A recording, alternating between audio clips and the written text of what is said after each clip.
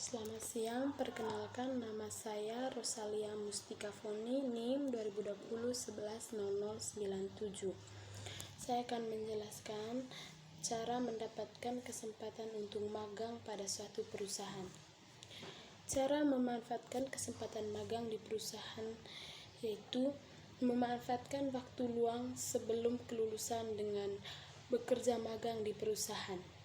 Mulai dari perusahaan konvensional hingga perusahaan rintisan yang saat ini semakin mencari tenaga magang.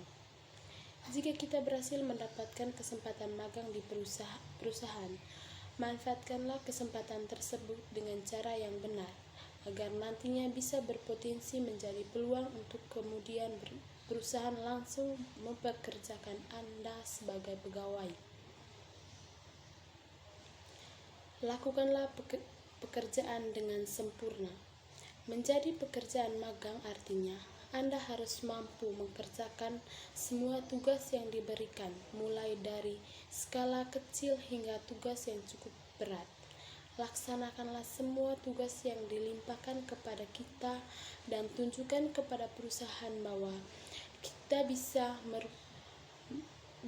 diandalkan meskipun saat ini masih berstatus pekerja magang. Memperluas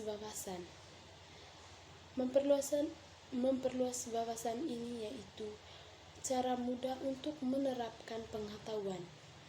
Jika Anda dapat menemukan kesempatan untuk belajar bahkan dalam pekerjaan ringan yang Anda lakukan setiap hari, pelunasan wawasan Anda dengan mengenal lebih jauh setiap pekerjaan yang dibebankan kepada Anda secara acak dan gali lebih mendalam tingkat pekerjaan apa yang Anda sukai.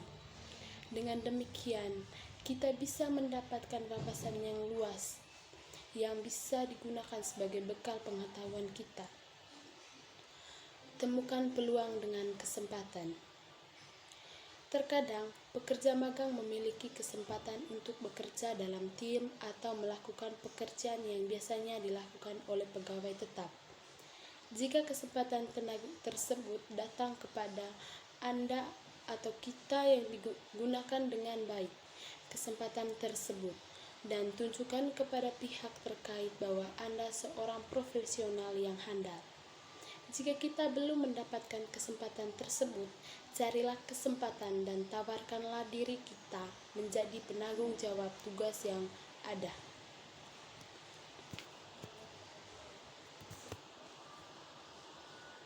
Yang berikutnya saya akan menjelaskan tentang saya sebagai pribadi dan mahasiswa. Menjadi mahasiswa berkualitas merupakan impian banyak generasi muda. Namun, keinginan ini cenderung memudar seiring berjalannya masa perkuliahan. Lantas, apa saja yang perlu dilakukan untuk menjadi mahasiswa yang berkualitas? Mahasiswa berkualitas dapat diartikan sebagai individu-individu yang memiliki mutu dan kapasitas yang baik. Meskipun begitu, istilah mahasiswa berkualitas sendiri bersifat subjektif dan dapat didefinisi dengan berbagai cara. Secara garis besar, istilah ini dipakai untuk menggambarkan mahasiswa yang memiliki nilai akademik yang baik. Dalam upaya membentuk diri menjadi mahasiswa berkualitas, terdapat 4 tips yang dapat mahasiswa atau saya sebagai mahasiswa terapkan, yaitu menjadi mahasiswa berkualitas harus punya tujuan. Sebelum melakukan sesuatu, saya perlu memperhatikan niat atau komitmen yang kuat. Sama halnya dengan pendidikan atau perkuliahan, saya perlu menerapkan tujuan yang ingin dicapai sebelum menjadi panduan dalam pengingatan jika suatu saat saya mulai lega dan tidak berkomitmen. Mulailah dengan beberapa pertanyaan, yaitu misalnya saya ingin menjadi seorang mahasiswa yang seperti bagaimana, apakah langkah yang dapat saya lakukan untuk menjadi mahasiswa tersebut.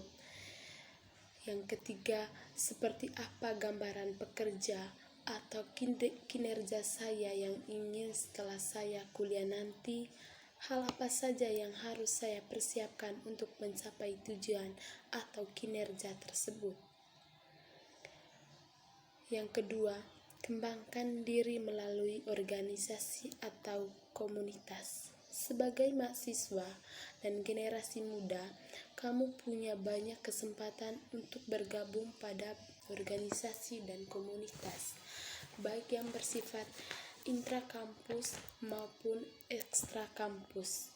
Temukan organisasi dengan komunitas yang sesuai dengan minat atau bidang pendidikan yang sedang kamu tempuh. Dengan bergabung dengan organisasi, kamu akan terlatih untuk bersosialisasi dan berinteraksi, termasuk belajar mengatasi masalah yang sesekali hadir sebagai dinamika organisasi. Kamu pun dapat mengambil peran penting sebagai pengurus atau panitia secara aktifan dalam berbagai kegiatan seperti ini. Kita dapat membentuk menjadi mahasiswa berkualitas dengan manajemen waktu yang baik, pemecahan masalah, kepemimpinan, maupun bertanggung jawab, dan banyak manfaat lainnya.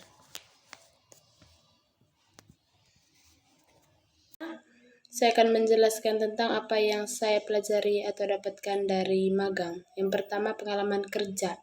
Manfaat pertama yang saya dapatkan dari magang adalah pengalaman kerja. Hal ini sangat berharga untuk didapatkan sebelum nantinya menepati dunia kerja yang sebenarnya. Dari magang, saya akan mendapatkan berbagai pengalaman kerja yang bisa membantu menghadapi dunia kerja. Misalnya, tata cara menghubungi atasan, berkomunikasi dengan rekan kerja, etika kerjasama tim, dan sebagainya. Semuanya bisa saya dapat dari kegiatan magang. Kedua, mengembangkan keterampilan. Selama magang, saya akan belajar banyak mengenai diri sendiri, termasuk keterampilan serta kelebihan dan kelemahan. Saat selesai magang, saya pastikan akan mendapatkan berbagai macam hal yang membantu untuk siap menghadapi dunia kerja. Meningkatkan kepercayaan diri. Manfaat lain dari magang adalah dapat meningkatkan kepercayaan diri pada saat melamar kerja. Setelah mendapatkan berbagai macam ilmu dari magang, saya tentu sudah siap untuk menepati jenjang kinerja selanjutnya. Saat diterima kerja, saya tinggal menerapkan apa yang saya sudah pelajari dari kegiatan magang. Sekian dan terima kasih.